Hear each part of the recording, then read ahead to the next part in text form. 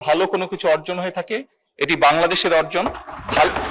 যে বিষয়ের উপরে আমাকে ধন্যবাদ জানানো হয়েছে এই সংসদের পক্ষ থেকে, তার জন্য আমি আন্তরিকভাবে কৃতজ্ঞ এবং আন্তরিকভাবে সকল সদস্যকে ধন্যবাদ জানাচ্ছি।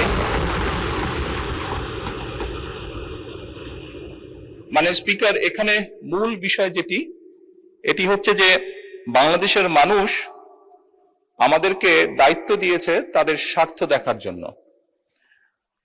আমাদের দলের অবস্থান থেকে আমরা একটি স্লোগান ব্যবহার করি, সেটি হচ্ছে যে বাংলাদেশ ফার্স্ট বা বাংলাদেশ প্রথম।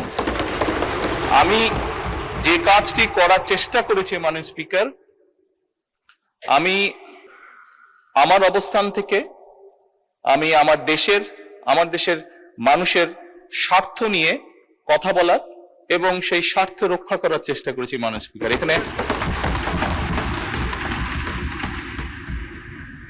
এখানে আমাদের কারোরই কোনো ব্যক্তিগত কোনো বিষয় নেই। এটি যদি কোনো কিছু অর্জন হয়ে থাকে, ভালো কোনো কিছু অর্জন হয়ে থাকে, এটি বাংলাদেশের অর্জন।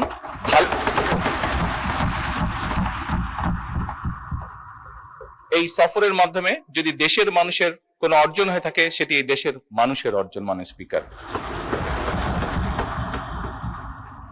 তবে মাননীয় স্পিকার, যেহেতু সংসদের সকল সদস্য, বিশেষ করে বিরোধী দলীয় নেতা, উনিও উৎসাহ প্রদান করেছেন দেশের জন্য, দেশের মানুষের পক্ষে কাজ করার জন্য, সেজন্য আবারও আমি আমার ব্যক্তিগত পক্ষ থেকে সকল সদস্য, বিরোধী দলীয় নেতা সহ সকল সদস্যকে আন্তরিকভাবে ধন্যবাদ জানাচ্ছি।